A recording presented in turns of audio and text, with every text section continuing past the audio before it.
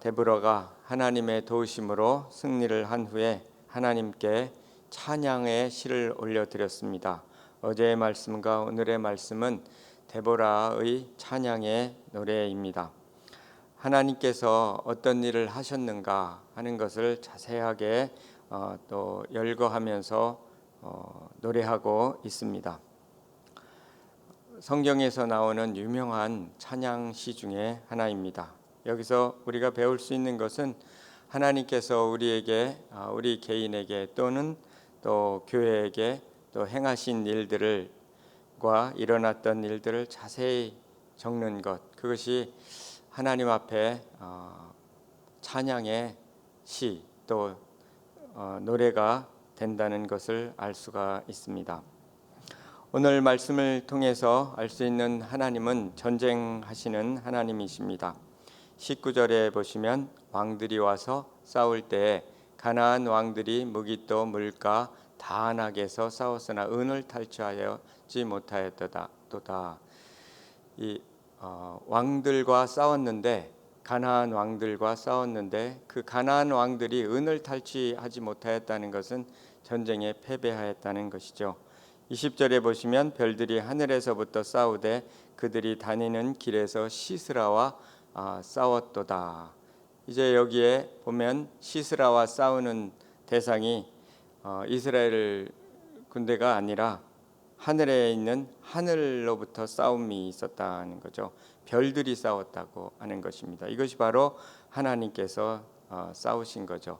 별들이 싸운 내용이 바로 기후를 움직여서 기후를 변화시켜서 폭우가 쏟아지게 하신 것이죠. 21절에 기손강은 그 무리를 포류시켰으니 이 기손강은 옛 강이라 내 영혼아 내가 힘 있는 자를 밟았도다. 이 기손강이 이제 불어나고 아마 넘치게 된 것을 알게 됩니다. 그래서 그들이 표류하게 된 거죠. 물에 둥둥 떠다니게 된 것입니다. 그래서 힘 있는 자는 곧 시스라와 그 군대를 의미합니다. 그 시스라와 그 군대를 바로 하나님께서 직접 이 폭우를 쏟아지게 하셔서 패배하게 하셨습니다. 22절에 그때 군마가 빨리 달리니 말굽소리가 땅을 울리더라. 군마가 빨리 달리는 것은 도주하는 모습이죠. 이게 패배해서 도주하는 그러한 모습을 보게 됩니다. 하나님께서 이렇게 이스라엘을 대신해서 싸우셨던 것을 알 수가 있습니다. 전쟁하시는 하나님이신 것을 알 수가 있습니다. 여기에서 21절에 내 영혼아 내가 힘 있는 자를 밟았도다 하는 영어 표현은 진군하라 이런 의미를 갖습니다. 진군하라, 영혼을 힘있게 진군하라 이런 뜻인데 하나님께서 기선강을 통하여 대적들을 휩쓸었으니 이제 힘차게 진군하라 그런 의미가 되겠습니다. 하나님께서 전쟁하게 하셨고 그리고 승리하게 하셨습니다. 하나님께서는 오늘날에도 우리를 대신하여 싸우시고 또 우리를 도우셔서 싸우십니다. 우리의 인생의 전쟁 속에서 전쟁을 하게 하시는 하나님이신 것을 알 수가 있습니다. 문제는 우리가 어떤 태도로 그 전쟁에 참여하느냐에 따라서 그 승리를 경험하는가 못하는가를 우리가 그 차이가 있는 것입니다. 오늘 말씀 가운데 하나님의 전쟁에 참여하는 세 종류의 사람들을 알 수가 있습니다. 그 세 종류의 사람들을 통해서 교훈을 얻기를 원합니다. 첫 번째 사람은 하나님의 전쟁에 참여할 수 없는 사람들입니다. 하나님을 모르는 사람들이죠. 이것을 육적인 사람이다 이렇게 표현할 수도 있습니다. 28절에 나타난 이제 시스라의 어머니와 또 그 시녀들입니다. 28절에 보면 시스라의 어머니가 창문을 통하여 바라보며 창사를 통하여 부르짖기를 그의 병거가 어찌하여 더디 오는가 그의 병거들이 걸음이 어찌하여 늦어지는가 하며 이렇게 시스라의 어머니는 하나님을 알지 못하는 사람입니다. 가나안 왕이고 바알과 에스라 신을 섬기는 사람이죠. 그들의 신은 살아 역사하는 신이 아니라 헛된 신이고 죽은 신입니다. 동서고금을 막론하고 어머니들은 그 자녀들을 위하여 늘 애타하는 것은 똑같습니다. 전쟁에 나간 아들이 돌아오기를 이제 학수고대한 거죠. 시스라 장군이지만 그가 돌아오기를 이제 학수고대하면서 창문을 통하여 그가 시스라의 어머니가 이렇게 불안하고 염려하는 모습을 봅니다. 어찌하여 더디 오는가? 어찌하여 늦어지는가? 어찌하여 이렇게 노량물을 얻지 못하였는가? 이제 이렇게 어찌하여 아들은 승전고를 울리며 돌아오지 않는가 염려하고 불안해하고 있는 것을 알 수가 있습니다. 또 한 가지는 그런 가운데 스스로 위안을 얻는 거죠. 아마 한두 처녀는 얻었을 것이다. 그리고 채색 옷을 노력했을 것이다. 이렇게 스스로 희망을 가져보는 거죠. 자기 인간적인 희망과 또 소망을 가져보는 것입니다. 이것은 확신 있는 기대가 아닌 헛된 소망입니다. 우리가 소망이라고 할 때는 확실 있는 기대감이란 뜻을 갖고 있습니다. 성경에 나타난 소망. 그러나 이 시스라의 어머니가 갖고 있는 소망은 헛된 소망입니다. 확신이 없는 소망이고요.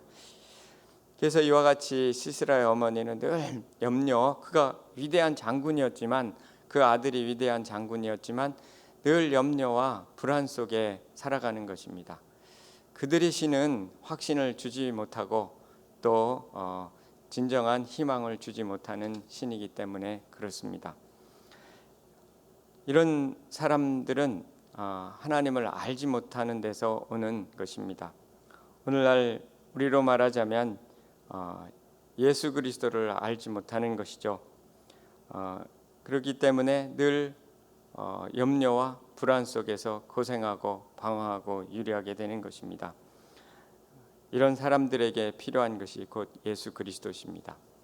예수님은 무리를 보시고 민망히 여기시니 저희가 목자 없는 양같이 고생하며 유리함이라 이렇게 말씀하셨습니다. 예수 그리스도가 필요한 사람입니다. 또한 우리도 믿지 않았을 때 그렇게 살았습니다. 늘 불안과 염려와 목표 없는 삶 속에서 살았습니다. 헛된 것을 쫓으며 살았고 헛된 세상 신을 쫓으며 살았습니다. 바람에 나는 겨와 같은 인생을 살았습니다. 그러나 예수 그리스도 안에서 우리는 그런 어두움 속에서 벗어날 수 있었습니다. 그렇기 때문에 얼마나 감사한지 모릅니다. 오늘 말씀에 이와 같이 하나님을 모르는 사람들은 이렇게 이 땅에서도 염려와 불안 속에 확신 없이 고생하고 방황하며 살 수밖에 없습니다. 그것을 육적인 사람이라고 그렇게 부를 수가 있는 것이죠. 또 한 사람들이 있습니다. 그것은 두 번째 사람인데 하나님의 전쟁에 참여하도록 부름을 받았지만 참여하지 않은 사람입니다. 그것은 오늘 말씀 속에 메로스의 사람입니다. 어제의 말씀에도 나오는데 르우벤과 단 지파와 그리고 야셀 지파 16절 15절부터 이후에 나오는 내용인데 그들은 하나님의 전쟁에 참여하도록 부름을 받았지만 자신들의 안위 때문에 참여하지 않았던 사람들입니다. 오늘은 그 메로스의 사람들이 바로 그런 사람이라는 것을 나타냅니다. 23절에 보면 여호와의 사자의 말씀에 메로스를 저주하라. 너희가 거듭거듭 그 주민들을 저주할 것은 그들이 와서 여호와를 돕지 아니하며 여호와를 도와 용사를 치지 아니함이니라 하시도다. 이 메로스가 지명 이름이라는 것을 알 수가 있는데 어디인지 정확하게 나오지는 않는다 그럽니다. 사마리아 북쪽 20km 지점에 메루스라는 지명이 있는데 아마 거기가 아닌가. 기손강과 다볼산 근처의 지명이라고 합니다. 아마 그 지역에 살고 있는 사람들인 것 같습니다. 그들은 이 르우벤과 단지파와 야살지파처럼 전쟁에 참여하도록 부름 받았다는 것을 이 문맥상으로 알 수 있습니다. 하나님을 도와야 될 사람들인 것을 알 수가 있습니다. 그러나 그렇지 않았다 하는 거죠. 3번이나 저주하라고 말씀하고 있습니다. 이 사람들은 이제 하나님 편에 서서 전쟁에 참여해서 하나님의 도우심을 입고 전쟁에 나가야 됐고, 또 다른 한편으로는 하나님을 도와야 되는 그러한 사람들이었습니다. 오늘날로 말하자면 예수 그리스도를 믿고 예수 그리스도와 동행해야 되는데 그렇지 못하고 여전히 육신에 머물러서 사는 사람들입니다. 또 때로는 잘 하나님과 동행하다가도 육신에 빠져서 살 수가 있죠. 유혹 가운데. 그런 상태를 의미합니다. 마치 다윗이 전쟁을 하러 가야 되는데 전쟁하지 않고 침상에 있다가 밧세바를 보고 그리고 죄를 지었던 것처럼 이와 같이 하나님의 전쟁에 참여하지 않고 하나님께서 하라고 하시는 일을 하지 않고 그리고 그 사명을 감당하지 않는 상태에 있는 그리스도인을 의미하는 것입니다. 오늘 표현에는 저주하라 이렇게 말씀을 하셨습니다. 그것은 저주하라는 것보다는 그런 삶은 마치 저주를 받은 것처럼 열매 없는 삶을 살게 된다는 것이죠. 열왕기상 8장 21절에 보면 엘리야 이야기가 나오는데, 엘리야가 모든 백성에게 가까이 나아가 이르되 너희가 어느 때까지 둘 사이에 머뭇머뭇하려느냐? 여호와가 만일 하나님이면 그를 따르고 바알이 하나님이면 그를 따를지니라 하니 백성이 말 한마디도 대답하지 아니하는지라. 늘 머뭇머뭇거리고 하나님 편에 서지 않기 때문에 과감하게 엘리야가 도전하는 거죠. 만일 너희가 하나님이며 너희가 섬기는 것이 하나님이면 그를 따르고 바알이면 그를 따르라. 분명하게 선택하라. 이렇게 이제 한 거죠. 이와 같이 이 메로스의 사람들은 이제 왜 전쟁에 참여하지 않았는가?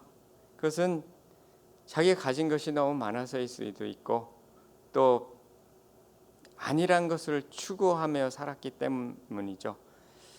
하나님의 뜻을 따르기보다는 자신의 뜻대로 사는 것을 의미합니다.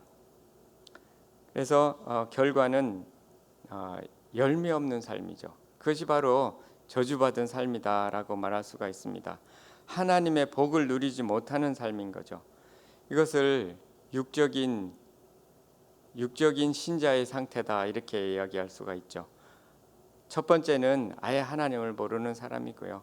그러나 예수 그리스도를 알았는데, 하나님을 알았는데 하나님의 뜻을 따라 살지 않고 하나님의 일을 감당하지 않는 경우를 이야기합니다. 앤드류 머레이의 영적 삶 바로 세우기에 보면 영적인 신자와 육적인 신자를 나눕니다.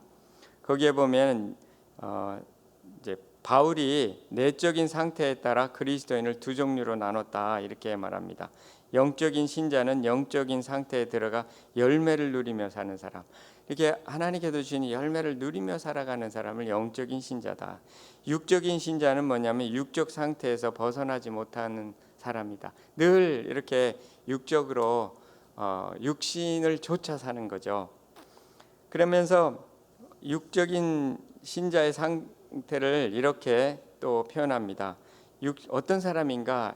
육의 지배를 받는 신자, 지체된 유아기, 즉 여전히 영적으로 어린아이에 있는 사람을 육의 지배를 받으며 사는 사람을 한다. 이것은 욕심의 지배를 받으며 사는 거죠.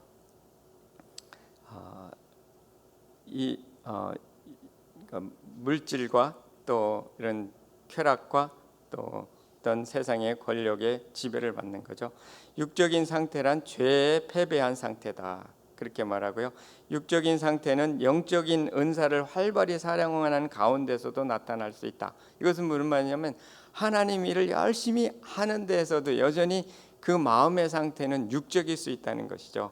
동기도 그렇고 방법도 그렇고 하나님이 일을 열심히 하지만 자기 방법대로 자기 힘을대로 하는 경우를 이야기하는 것이죠. 그래서 하나님의 일을 하고 교회를 한다고 다 영적인 상태에 있는 것은 아니라는 것을 말합니다. 육적인 상태란 영적인 진리를 받아들일 수 없는 상태다, 이렇게 말합니다.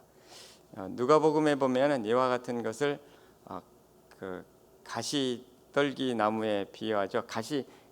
그러니까 가시밭에 뿌려진 그 씨앗이 가시밭에 뿌려진 경우를 이야기하죠. 거기 보면 일락과 재리와 일락의 기운이 막혀서 열매를 맺지 못하는 거라는 그러한 경우죠. 요한복음 15장 5절에는 나를 떠나서는 나는 포도나무여 너희는 가지니 내가 그 안에 그가 내 안에 있으면 이 사람은 과실을 많이 맺나니 나를 떠나서는 아무것도 할 수 없습니다. 그러니까 예수님을 믿지만 예수님을 떠나서 자기 뜻대로 일하면 아무 열매를 못 먹는다는 거죠. 그래서 결국은 가지처럼 밖에 버려져 마르게 된다, 이런 표현을 하게 되는 것이죠.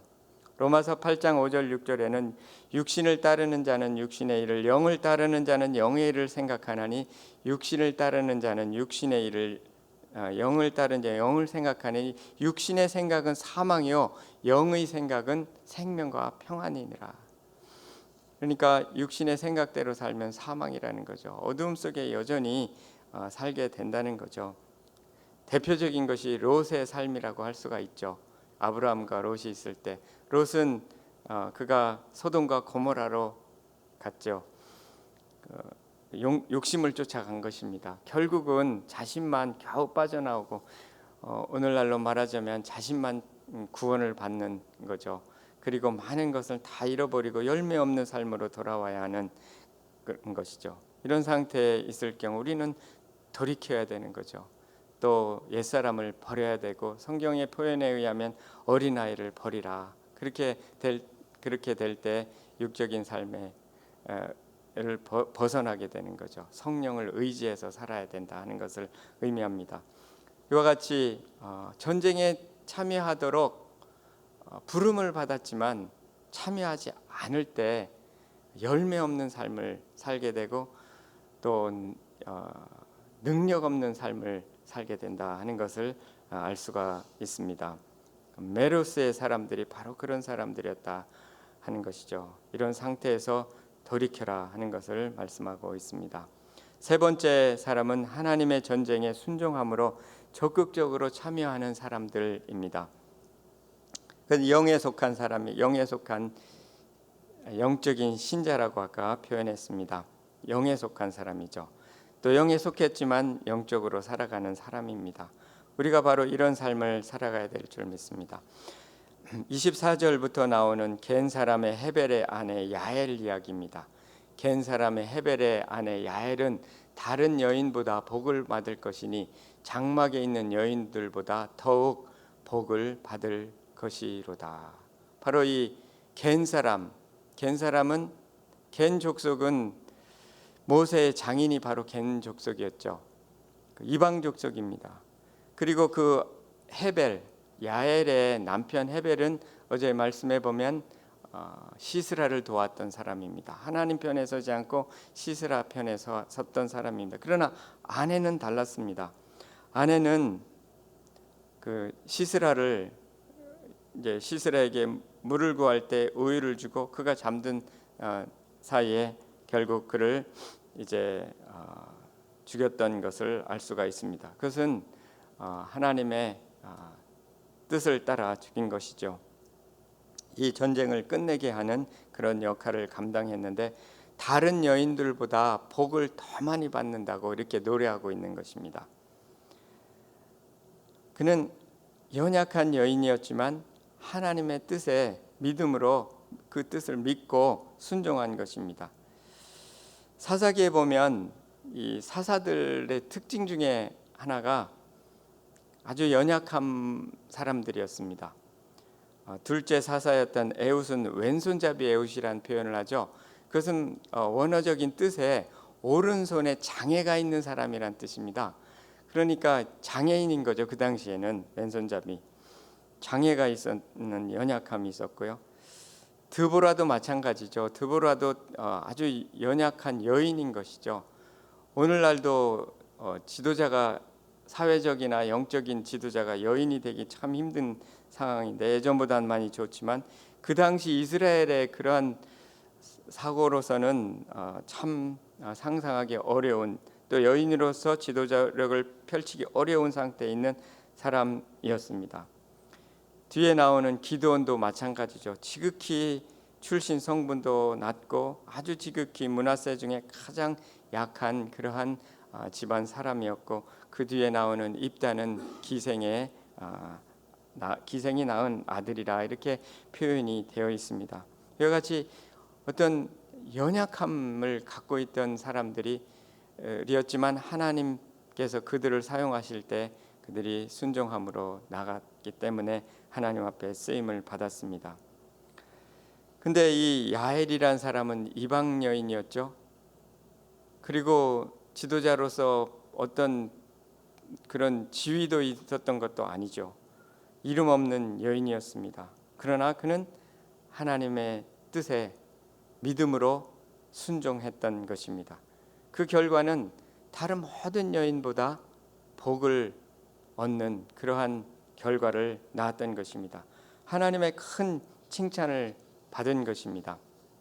하나님의 승리에 동참하게 되었고 그는 모든 여인보다 복을 더 많이 받은 그런 여인이 되었던 거죠. 그 표현을 31절에 해가 힘있게 도둠 같다 이렇게 표현했습니다. 여호와여, 주의 원수들은 다 이와 같이 망하게 하시고 주를 사랑하는 자들은 야엘같이 해가 힘있게 도둠 같게 하시옵소서 하니라. 그 땅이 40년 동안 평온하였다. 이 40년 동안 평온하게 된 결정적인 것은 야엘의 공헌 때문이었습니다. 한 사람의 순종으로 말미암아 이스라엘의 전쟁이 마치게 되었던 것입니다. 그것을 마치 해가 힘있게 도둠 같다 이런 표현을 했습니다. 해 뜰 때 해가 이제 갑자기 뜨거든요. 해변에 가서 해 뜨는 거 보셨죠? 이렇게 태양이 뜨거나 질 때 이것이 갑자기 떠오르고 갑자기 지는 거죠. 해가 뜰 때 해가 뜨는 이렇게 좀 징조는 있지만 어느 순간 갑자기 탁 떠오릅니다. 그것이 바로 해가 힘있게 오르는 모습이죠. 그것이 힘이 있게 되고요. 그리고 아름답습니다. 그래서 이렇게 많이들 가서 보게 되는 거죠. 그와 같이 해가 힘있게 돋는 것입니다. 그 힘 있는 삶이라는 것은 하나님의 은혜를 받고 하나님의 영광을 덧입어서 힘있게 된 거죠. 야엘이 그렇게 된 것처럼 주를 사랑하는 자, 주를 믿는 자들은 그와 같다는 것입니다. C.S. 루이스의 헤아려 본 기쁨이라는 책을 최근에 읽게 됐는데 거기에 보면 이런 표현이 합니다. 하나님의 영광을 받은 모습을 이렇게 표현합니다. 하나님의 영광이 의지 속에, 그 영광의 광선이 의지 속에 비춰지게 되면 그 결과가 선함으로 나타난다. 굿니스로 나타난다는 거죠. 선함, 즉 순종인 거죠. 하나님의 영광의 광선이 우리에게 비치게 될 때, 의지 속에 비치게 될 때 능력 있게 된다는 거죠. 순종하게 된다는 것입니다. 또 한 가지는 그 영광의 광선이 비치게 되면 진리를 깨닫게 돼. 지각에 비추게 되면 이 진리를 깨닫게 된다는 것입니다. 하나님의 영광의 광선이 우리의 삶 속에, 지각 속에 비춰지게 되면 진리를 깨닫고 믿음을 갖게 된다는 것입니다. 마지막으로 그 하나님의 영광의 광선이 우리의 감정 속에 부어지면 그때의 결과는 즐거움이라는 것입니다. 우리 감각에 하나님의 영광의 광선이 닿아서 기쁨과 즐거움을 낳게 된다는 것입니다. 마치 해가 힘있게 돋았을 때 그것을 보는 사람이 기뻐하는 것처럼 그와 같이 그런 능력 있는 삶, 또 그런 즐거움을 주는 삶, 기쁜 삶을 우리가 살아갈 수 있게 된다고 하는 것입니다. 야엘이 바로 이런 삶을 살았던 것입니다. 비록 연약하지만 그는 여인이었고 이방 여인이었고 아무런 무슨 힘을 갖고 있지 않았지만 하나님을 의지하고 순종했더니 정말 이 드보라의 그 유명한 찬양시에 적혀서 오늘날까지 불려지고 또 그 순종으로 말미암아 당시에는 그 시스라와의 전쟁을 끝맺음하게 되는, 그래서 이스라엘 사람들을 구하게 되는 그 놀라운 일을 하게 된 것입니다. 하나님 앞에 놀라운 쓰임을 받고 열매를 맺는 삶을 살게 된 것입니다. 이와 같이 우리는 하나님과 동행함으로 해가 돋는 것 같은 그런 힘 있는, 그런 능력 있는 삶을 살기를 하나님은 원하십니다.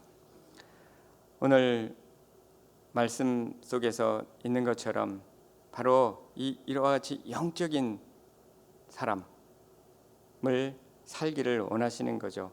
나는 포도나무여 너희는 가지니 내가 전에 저가 내 안에 있으면 이 사람은 과실을 많이 맺나니, 이렇게 말씀하신 것처럼 우리는 예수 그리스도를 믿었죠.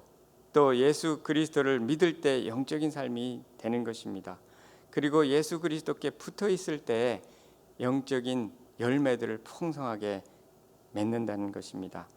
야엘과 같이 이와 같이 영적인 열매를 맺고 하나님의 승리에 동참하는 그런 삶을 살게 된다는 것입니다.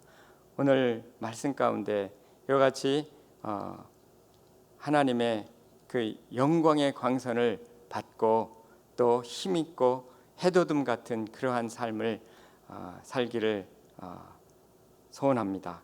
저와 여러분이 다 그와 같은 삶을 살기를 주님 앞에 간절히 소원합니다. 기도하겠습니다. 하나님 아버지, 오늘 말씀을 통해서 은혜를 주신 것을 인해서 감사드립니다. 하나님의 전쟁에 부름을 받은 저희들입니다. 하나님, 이 전쟁에 적극적으로 동참하고 순종함으로 동참하여 하나님의 그 승리를 경험하며 누리는 삶이 될 수 있도록 하나님 도우시고 인도해 주시기를 원합니다. 야엘과 같이 하나님 앞에 순종함으로 놀라운 승리 결과를 또 맛보는 그런 삶이 되며 해가 힘있게 돋는 그와 같은 아름다운 삶이 될 수 있도록 하나님 도우시고 인도해 주시고 저희들에게 하나님의 그 놀라운 영광의 광선을 비춰주시기를 간절히 소원합니다. 하나님 아버지, 우리 교회가 계속해서 하나님 뜻에 또 순종함으로 나아가 또 힘있게 해돋움 같은 그러한 교회로 계속해서 거듭나며 부흥할 수 있도록 도와주시고 인도해 주시기 원합니다. 하나님 아버지, 강준민 담임 목사님 주님께서 함께해 주시고 영육간에 강건케 해주시고 늘 주님께서 충만하게 하여 주시옵기를 간절히 소원합니다. 하나님 아버지, 모든 환우들과 또 어려움 당한 가정들을 주님께서 위로해 주시고 힘을 더해 주시기를 간절히 소원합니다. 하나님 아버지, 이재학 또 대표님 또 디모데 성경연구원을 또 섬기실 때 함께해 주시고 탁월한 교재를 만들어서 많은 지도자를 섬길 수 있도록 도와주시고 사역이 열방으로 뻗어갈 수 있도록 도와주시기를 간절히 소원합니다. 하나님 아버지, 저희들이 또 해피나잇을 준비하고 있습니다. 복음을 전하고자 합니다. 주님께서 함께해 주셔서 많은 영혼들에게 복음을 또 전할 수 있도록 도와주시고 잘 준비되고 하나님께 영광이 될 수 있도록 도우시고 인도해 주시기를 간절히 소원합니다. 감사하며 예수님 이름으로 기도합니다. 아멘. 하늘에 계신 우리 아버지여, 이름이 거룩히 여김을 받으시오며 나라의 마옵시며 뜻이 하늘에서 이룬 것 같이 땅에서도 이루어지이다. 오늘날 우리에게 일용할 양식을 주옵시고 우리가 우리에게 죄 지은 자를 사해 준 것 같이 우리 죄를 사해 주옵시고 우리를 시험에 들게 하지 마옵시고 다만 악에서 구하옵소서. 대개 나라와 권세와 영광이 아버지께 영원히 있사옵나이다. 아멘.